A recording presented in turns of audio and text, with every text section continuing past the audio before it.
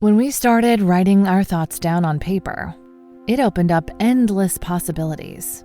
Ideas could grow beyond the borders of the mind, and it changed the world. Somewhere along the way, we lost touch with paper, distracted by devices made for every purpose except for thinking and focus. On edge, waiting for the next notification. But what if new technology didn't pull us away from paper, but brought us closer to it? Listen. That's not paper. It's the sound of the new Remarkable Paper Pro, rewriting the future. A paper tablet with a true color ink display, gentle reading light, and unheard of tactility. With digital features for taking notes, thinking, and organizing, without any distractions. Paper is about to change the world again.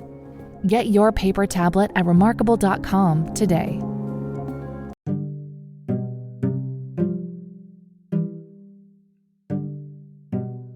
Hello, everyone out there in podcast land. It's May 8th, 2020, 7:43 p.m. And I just want to say thank you for tuning in.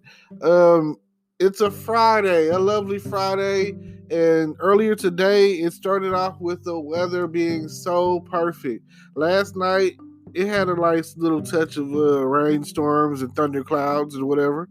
But that didn't do anything but calm us down. Because I slept for the most part pretty good. You know, it's always good to get that good sleep, even if it's spurts. Like, I just can't stay asleep at night.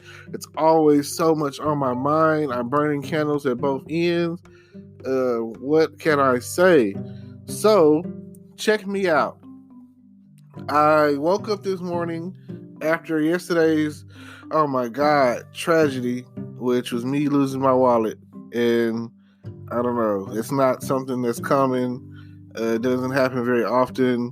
And I can only recall, really, the last time it happened was someone just managed to steal it out of my dorm room in college. And that's been over 16 years ago. So I kind of had this wallet, I don't know, for at least 10 years. I know for a fact I've had this wallet for 10 years. So let's just say RIP to my wallet, RIP to the $80 or $100 or again, can't really disclose how much was in it because I don't remember. This is about $100 ago. And that was supposed to go towards a meal or two. So now I'm going to have to go and probably beg, borrow, steal, kill, make some money some kind of way. Feel free to, become one of my monthly contributors or whatever. I just learned about that. So feel free to endorse me. If you like what I talk about, if you like to hear the sound of my voice, whatever it is that you like, let me know, because I'm down to do some talking. And that's basically what a podcast is really all about, right? Talking to entertain and to inform. And right now, I'm just entertaining, but eventually, I might come across the topic that touches dearly to you. But right now, I'm just going to go on and say that today was a good day. Although I had lost my wallet, I'm not going to lie, I've been kind of depressed ever since. Because even if it were to just pop back up, I would still feel like, not knowing where it was for that length of time, I would feel like, oh yeah, like I messed up. I feel so just out of there about it, Like, it's hard to make those kind of mistakes, especially when before it happened, you weighed in thinking, do I really want to go? Yeah, I could have stayed, and I went, and it happened. I don't know what else to say about it. I guess I'll just leave that alone and go on and talk some more about the amazing day that I had. Like, once this coronavirus is over with, I know that you guys are gonna have some stories. You're gonna have some oh my god stories. Some I held it down. I held in there because if you're like me, you ain't getting $1,200 because of back child support. You know, you're one of those child support victims. Then, oh man, you thought that 1,200 was coming, and now it's not, and now it's going wherever it goes. You know, so. And I only have one kid. I can imagine for those who I know who have like multiple children. You know, so keep it, whatever. Now, think of it like this. If you could drive a truck, you have a job, my friend. Y'all remember that? I have a friend, my neighbor, he's trying to get his CDL, and I feel like getting your CDL is probably like one of the best career decisions that you could go after, next to maybe barber, like get your barber license or whatever, and gigs like CDL drivers, truck drivers, 18-wheeler drivers, air brake drivers, or whatever the situation is. Like there's not a lot of discrimination going on with that. Like you if you got your CDL and you put in like, oh, I want to drive for your company or whatever, and you doing whatever freight or whatever it is that you hauling. Like, let's say if you I'm gonna use Sears. I know that I used to work at Sears and I used to unload the truck.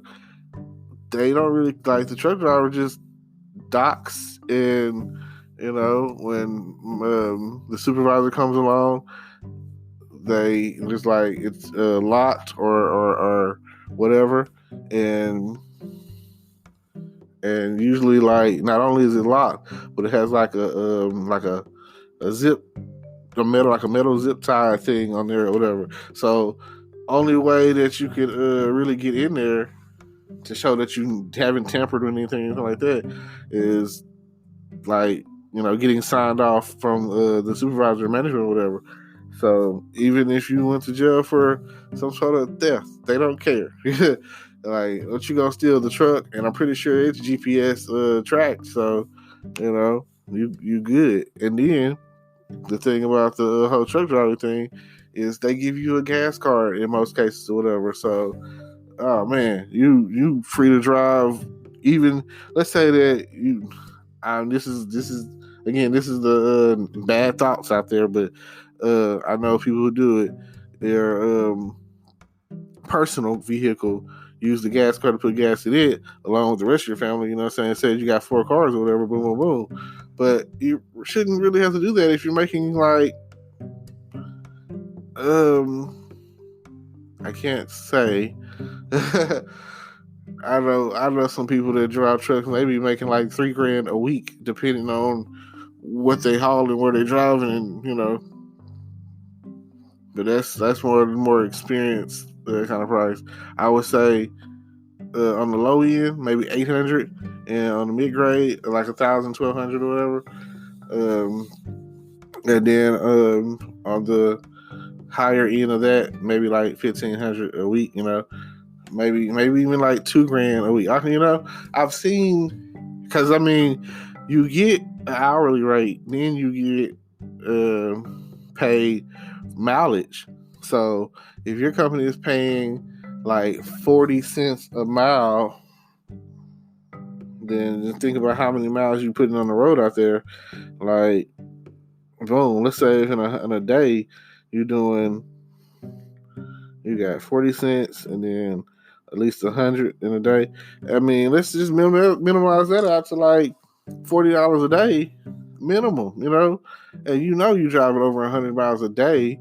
So 40 cents, 100 miles a day or more, you know what I'm saying? It's like, that could be like easily $100 in a day just in traveling, you know what I'm saying? Just in mileage. Then, like if you're getting paid like $15 to $20 an hour. Just think about that. Oh my gosh. So that's like, yeah, that's like $100. That's $500. Then $20 an hour. That's like $800. So that's about a $1,300 a week. Then whatever taxes are taken out. So it's you could live comfortably with the family and all, with like $4,000 a month. Like, just think about that, and that's about, on average or whatever, it's $40,000-$50,000 a year. Like, right in my city, you making about $50,000 a year. People looking at you like you're rich. Low end people are making probably 13 to 15. Like say a Walmart worker, or maybe a fast food worker or whatever, making about 15 annually. So just imagine any. I feel like any job or career that you could get that's paying you $1,000 a week, you should be okay. You should be able to find a way to manage your money to where you can support your family. Then let's say if you're married and your wife is bringing in like 30,000, 50,000, whatever, depending on what her career is. Let's say she's a nurse and or a social worker or something like that, and getting paid like $13 to $15 an hour, and overall those added incomes together is like somewhere in the $80,000 to $100,000 range, and I feel like it don't matter what city you live in, because two of the more expensive cities in the U.S. are San Francisco, California, and Manhattan, New York. And like, if you could manage, if you have six figures a year coming into your household, that's what you're making. Then you can still afford the prices of real estate because that's what makes it more expensive. The cost of living is more. So if you can afford that, you good. I mean, hey, who wants to be a millionaire, right? I do. I personally feel like financially, when it comes down to it, money is going to solve all of my problems. Only thing that can't be solved from a financial standpoint that supersedes your finances is your health. So it doesn't matter how rich you are, you might not be able to get another kidney because that kidney might not exist. Although I personally feel like I believe in doing the whole organ donor thing. Like, if somebody needs my heart and I'm dead, I got a good heart. Give them the heart. Preferably to a child that needs it. I feel like little Ricky over here deserves to live a little bit more as a 12-year-old than somebody who's like 50, 60 years old trying to keep living or whatever, unless their role in life is something, drastic. But I mean, you never know what little Ricky could do or could be, he could, but like I say, he's just a child. So give him a chance. I mean, you've had your chance. If you made it to like almost retiring age and your heart is starting to give out, that's just old age. That's what's supposed to happen. And the question is, like, did you take care? Was you smoking cigarettes or doing drugs, or what were you doing to accelerate the process, and drinking and whatever, and then your liver going out? Like, what were you doing to make? Like, here I am. I'm 36, so I'll be lucky to make it another 14, 20 years. I don't know. I come to terms with my mortality years ago, so you never know. I've seen people who've gotten hit by cars I seen people that just passed out in the street because they was out in the heat too long, or didn't hydrate themselves, or whatever, or someone may had a brain aneurysm, or they had a stroke. Like these things are real. It's real things. Like you never know what could happen.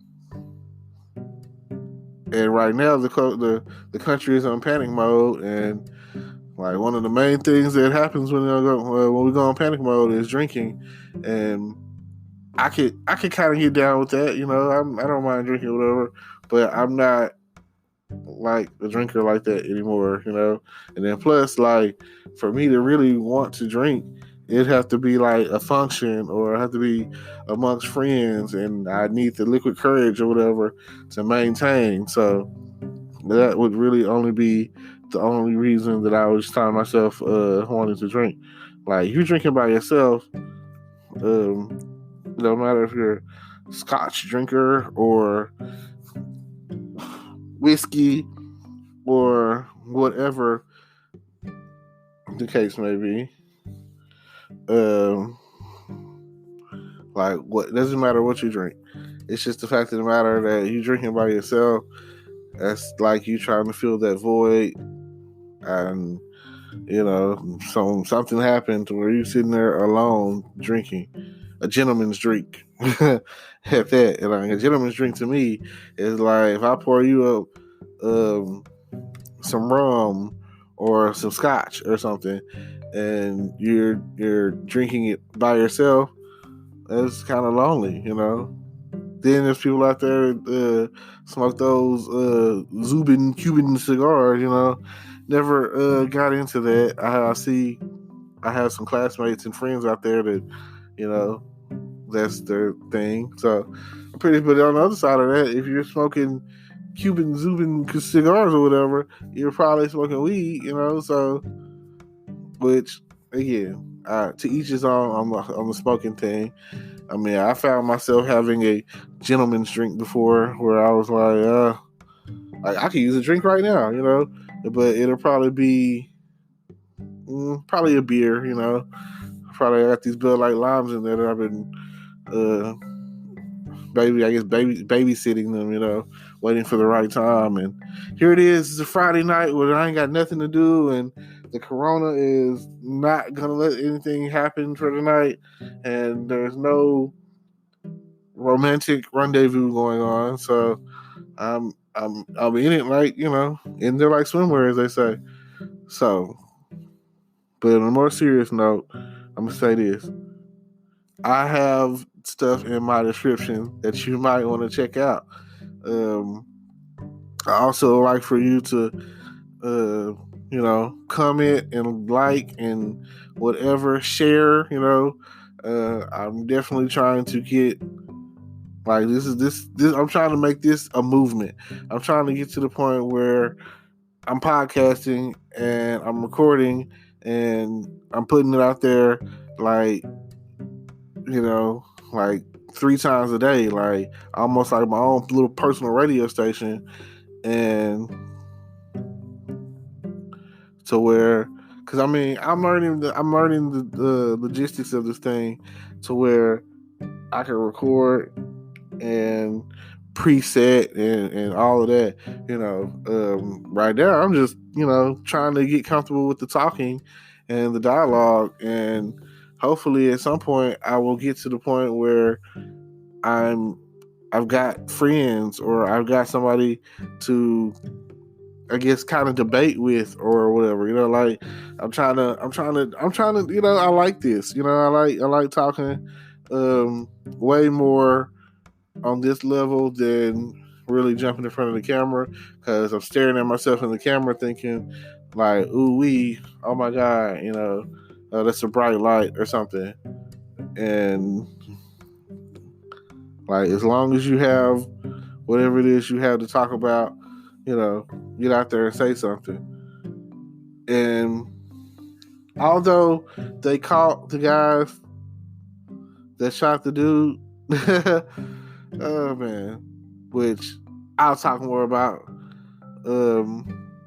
I don't feel like, I'll say it like this, and it could be wrong, and it could be more of a Batman vigilante way of thinking, you know, a Batman and Robin way of thinking. But sometimes I don't want justice. I want revenge. You know, I want for someone to do to them what they did to him. And that's not, the legal thing, nor is it not really the just thing. But come on, man. I know y'all seen Samuel Jackson's um what is it? Time to Die. Yeah, I hope they died. I hope they burned in hell, So that's just the way I feel about it. All right. With all that said, I'm gonna wrap it up. This my time's come and gone, and if you're interested in making money online, then definitely check out the links in the description. Everybody, peace. Today is your lucky day. Today is the day that our $3 website works for you, paying you directly to your PayPal daily. Imagine $3 ongoing continuous payments to your PayPal account. Imagine falling asleep and waking up to $300 in your PayPal account. How would this make you feel? How could this help you?